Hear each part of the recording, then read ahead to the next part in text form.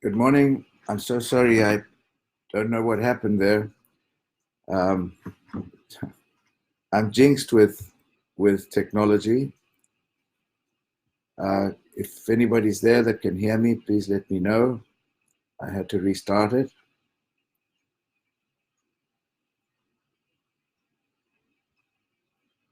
Good morning. Hello. Okay, Wendy. Good morning. Okay, so you're there. So good morning. I apologize. I had another little hiccup. It seems to be that I'm a little jinxed with technology. So good morning, Wendy. Thank you. I saw Greg a little while ago, but I think I've lost him. So today I'm going to talk about two things. I'm going to talk about two things. Oh, hold on. I've got to record this thing as well. So hold on. I've got to record it here. Okay, so we're going on this. And we're on.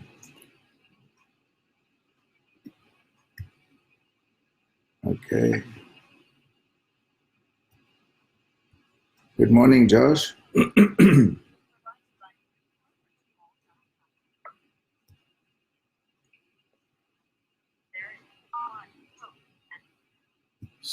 Fine. There we go.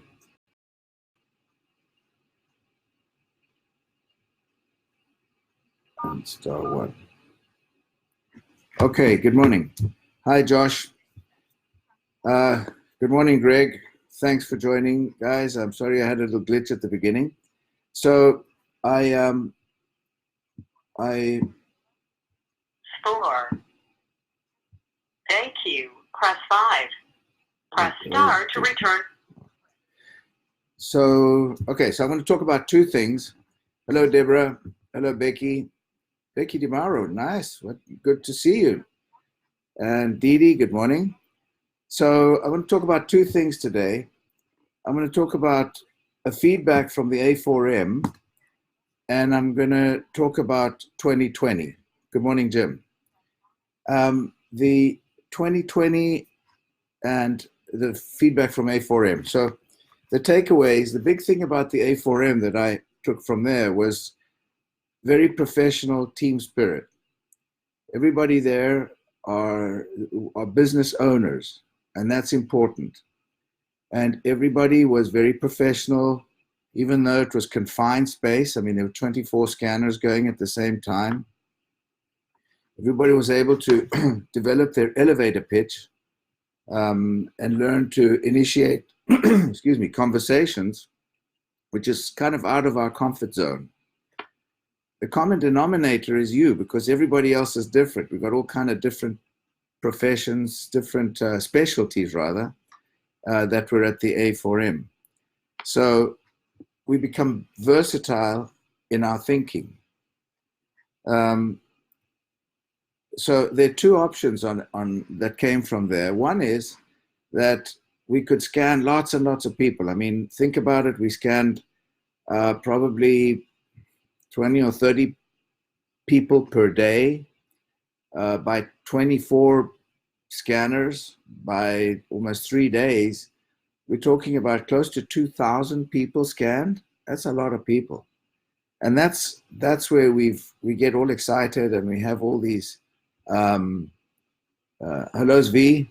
We have all of these people coming, and we're all in the excitement, and we're all busy, and our adrenals are going, crazy. So the two ways of looking at it is one, scan lots and lots of people, and the other, take as long as the prospect allows. A little better to get to know you, maybe a better lasting impression. So what I'm saying is that you can take lots of scans, do lots of scans, take lots of leads, and then go home and you've got all these leads to follow up. And the other one is just to take a few more minutes where it's possible, because a lot of them don't even have time for that, but where it's possible to actually bond a little bit and get some little bit more information, so that the next conversation, you're not sort of looking, now, what was this guy? What was this person? I can't remember what it was. I took a note here. Yeah, she's the one with the long red hair or with the thing in her ear or whatever it was. But at least you've got a little bit more. So take a little bit longer maybe to speak to the people. So the important thing of all of it is to follow up promptly. It's very, very important. So the A4M was an opportunity for us to really mature our elevator pitch, our interpersonal relations with people around us, to understand that we're all business owners and that we have something to offer all the people that came to visit our booth. And even the ones that didn't come to offer our booth, hello Ryan, even the ones that didn't come to offer our, come via our booth, we were out there actually hustling and soliciting. This is really out of the comfort zone when you walk up to someone and say, excuse me, and whatever your pitch was. But all in all, I think it was extremely successful. And the chef d'orchestre as everything, like the conductor of the music conductor, John was there all the time, ready to help everybody. And this is what leaders do. He was there to coordinate, to help, to make sure everybody was not needing anything. So one thing that was in the people who had the scanner scanned, somebody arrived and said they were from a Canadian water park. And his comment was, "You're just the right sort of person we're looking for." Well, think about it. Initially, it was like a bit of sarcasm and say, yeah, right, a water park. But what about if you look further down and you try and analyze it, the person in Canada with a water park is closed for 6 or 7 months of the year. So they've got seasonal work. So suddenly, hello, there's another window of opportunity. People who do seasonal work. Because the rest of the year, it's nice to not work for 6 months, but after the first month, you generally would be pretty bored. And you might also need to have some more money. So the water park thing was actually interesting, and it was very well done. It was very well executed by the person who was talking to that person. So that was a new opportunity that came out. And the other one was, I'm always talking about wherever you are, be there. I'm always talking about, be where you are. And I talk about it all the time. But guess what? I failed. Because I was so excited. And in the first day, like 2 hours into the thing, a lady came, I scanned her, and her scan was terrible. Hi, Kate. Hi, Lisa. Hi, Cynthia. Hello, Mark. Her scan was absolutely terrible. Hi, Kenneth. And she got a fright because she's a doctor, and she scanned 14,000. And I said, ma'am, I'll tell you what we'll do, doc. We'll scan you again because on the outside you look really beautiful, and you just look great. And I scanned her again, and it was exactly the same thing. And she said, oh, I have to fix this right now. And I said, okay, it's at least you know where you're starting, and that's important.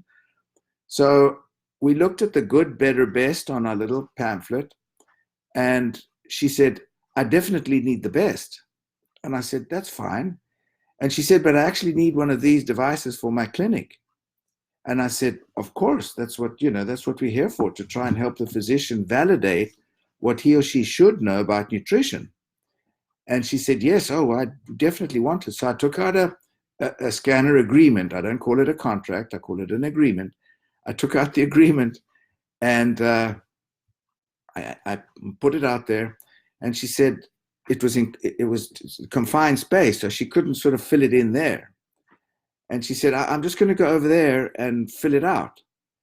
And I said, fine. Mistake.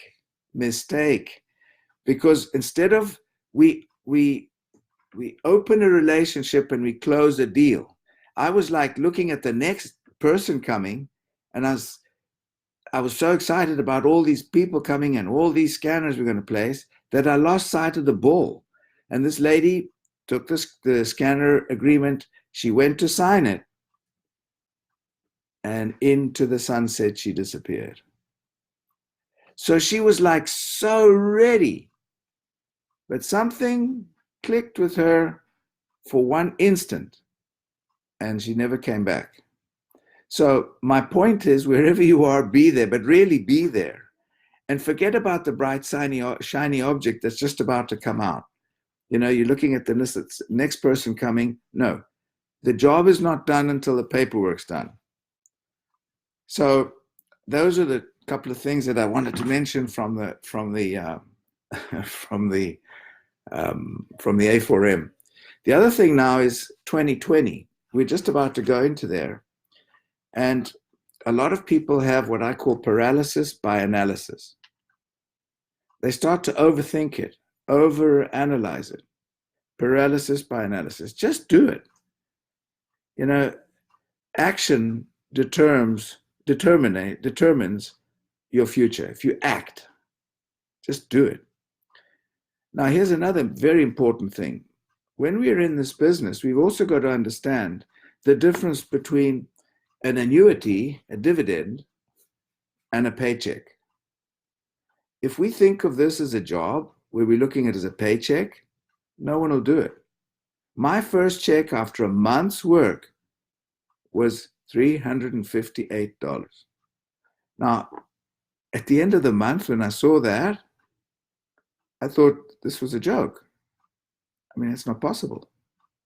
But on the other hand, if I understood the leverage that we can get from this, I understood how we could really make this work, but doing it on a consistent basis where we are able to leverage our time and we were able to get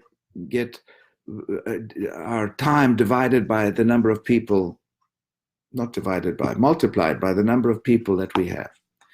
So the big thing is, it's about a 5-year plan. It's about getting rid of impatience, doing it properly. People want it now. Everybody wants something now. We're in a now thing, now world. No, you got to think about it. And it's a 5-year plan. And in 5 years, you can make more than anybody around you. The 5-year plan begins today. Vision helps you speed up, not driving in the fog, which slows you down. Have the vision, and then you'll speed up. If you're foggy, you're going to be going very slowly.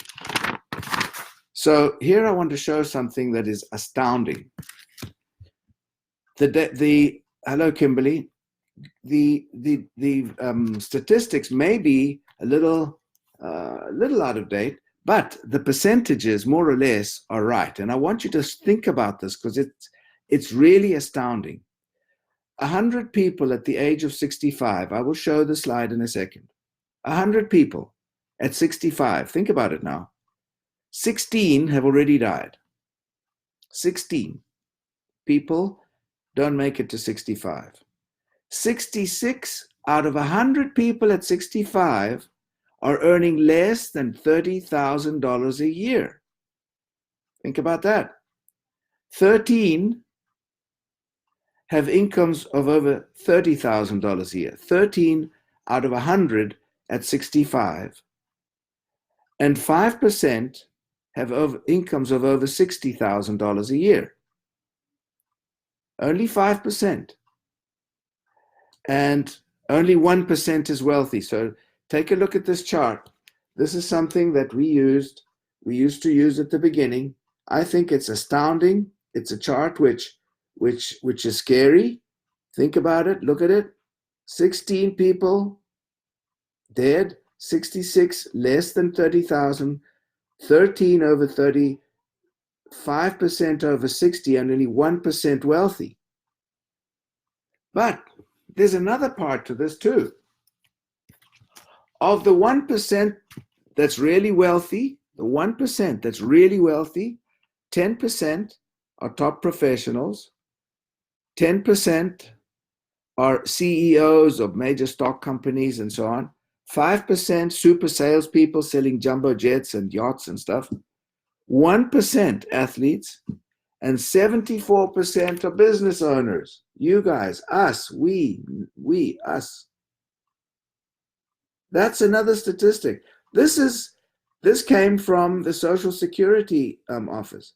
Like I say, the dates, the statistics may be a little out of date, but the point I'm trying to make is that 74% of the people that are so-called wealthy, the 1% of the so-called wealthy, 74% are business owners.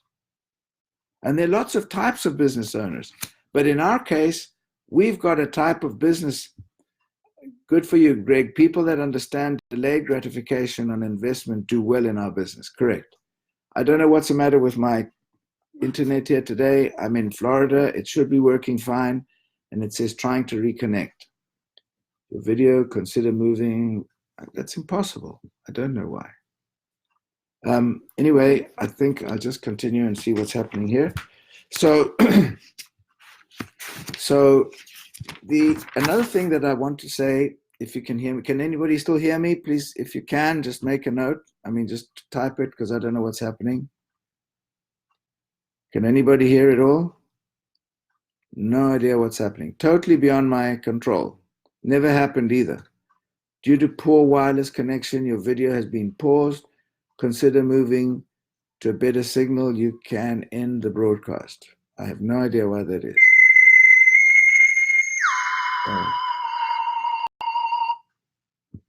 I don't know why this is. I have no idea. Oh, crap. Trying to reconnect. Can anyone hear me?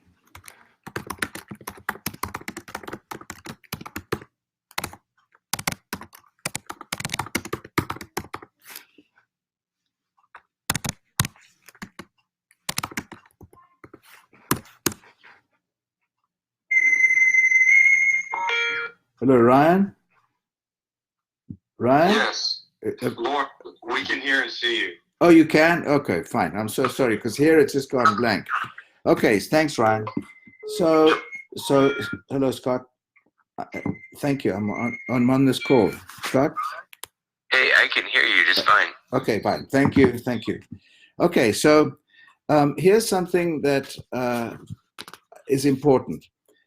When we're talking about New Year's resolution and we're talking about what we're going to be doing, in the first 6 months, people are still hanging on to the New Year's resolution, what they're going to be doing. That's already wasting time. You've got to do it now. In 1953, the students from Yale, there was a study that they started in 1953 from all the graduates at Yale, and they wanted to know what everybody was going to do. 3% of the people in Yale actually wrote down what they wanted to do, 3%.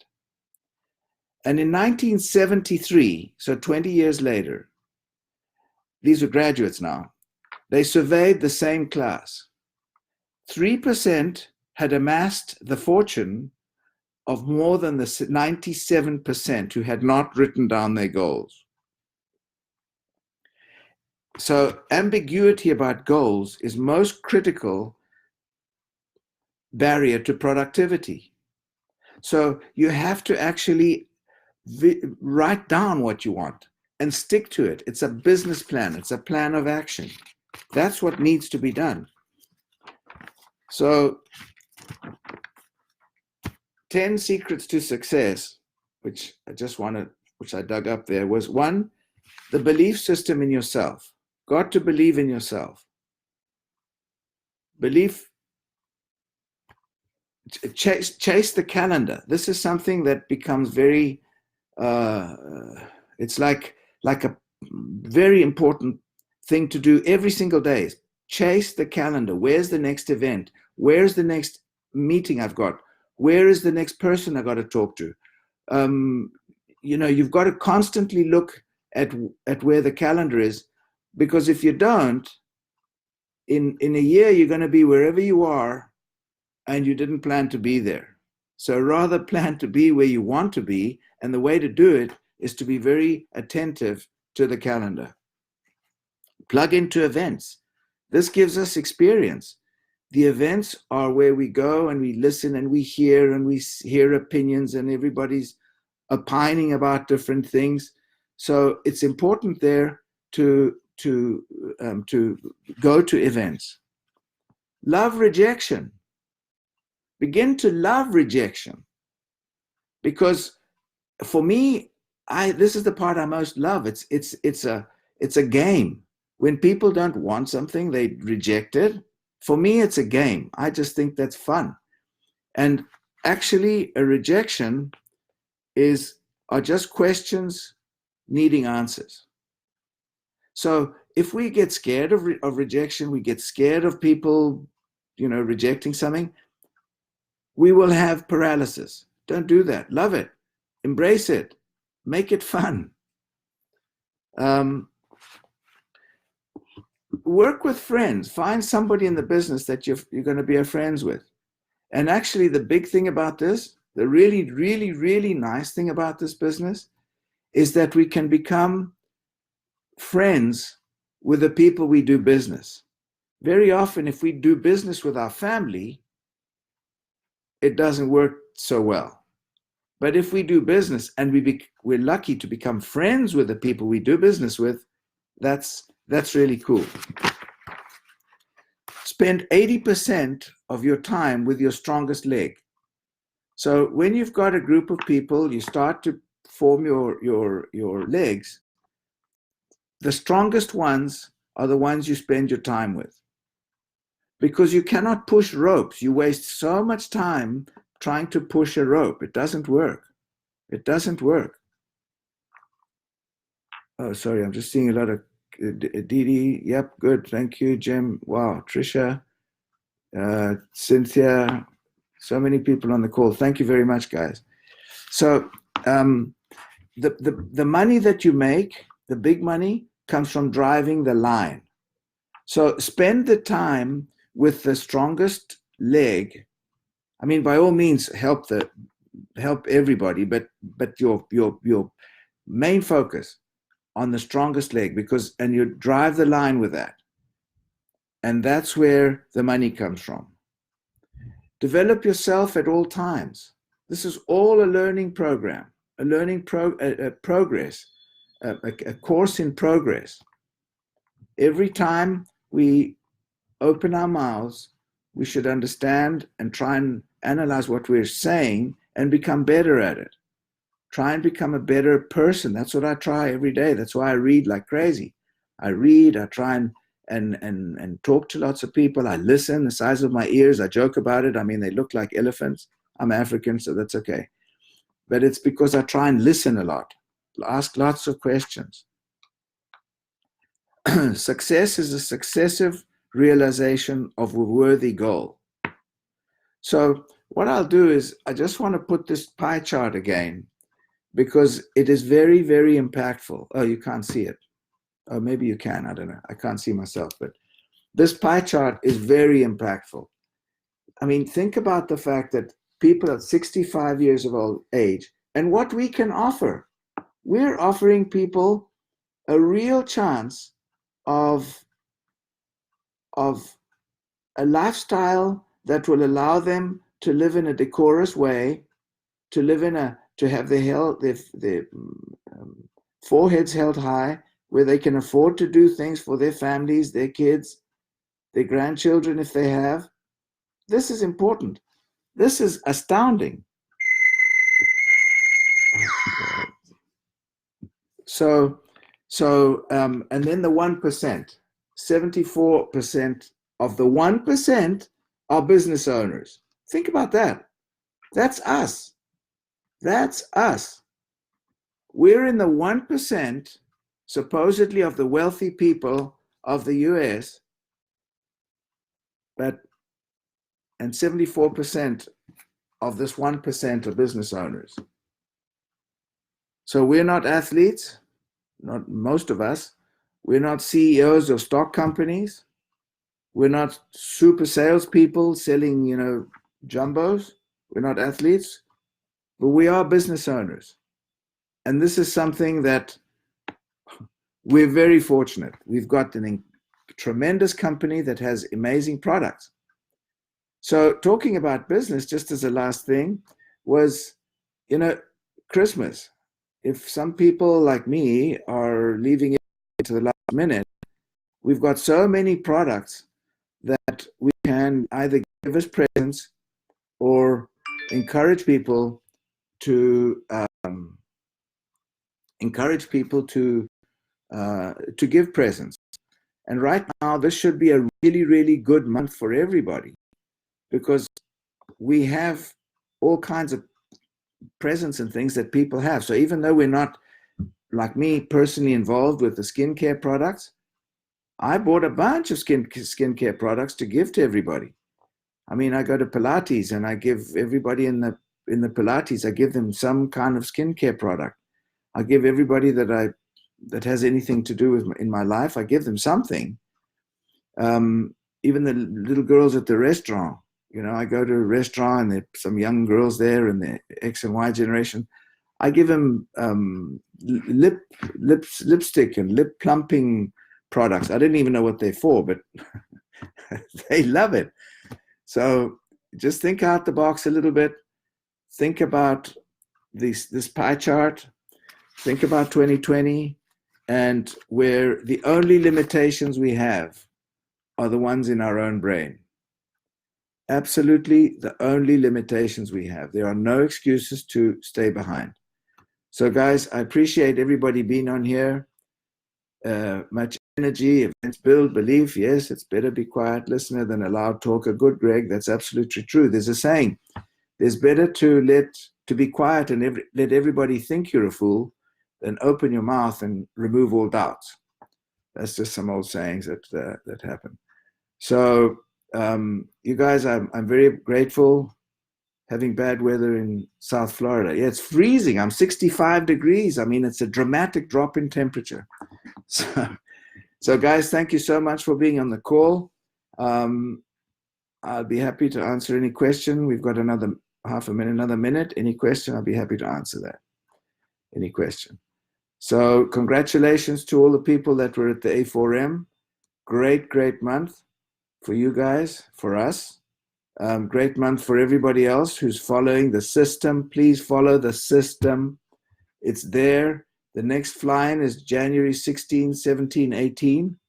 This is a time where we really should plug into that and get as many people as we can. If each one of us brings 5 people, we should fill even the big stadium. The bigger room downstairs.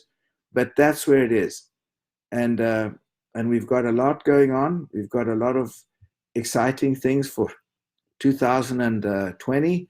The scanner program, all the software is going with it.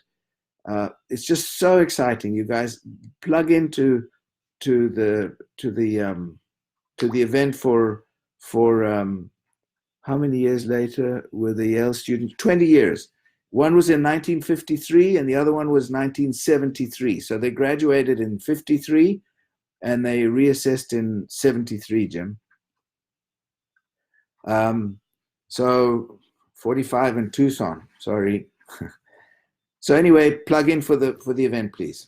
Have a good day, guys, everybody. Have a good week. And next week on Friday, same place, same time. And please God, we'll all be there. We'll see you then. Blessings to you all.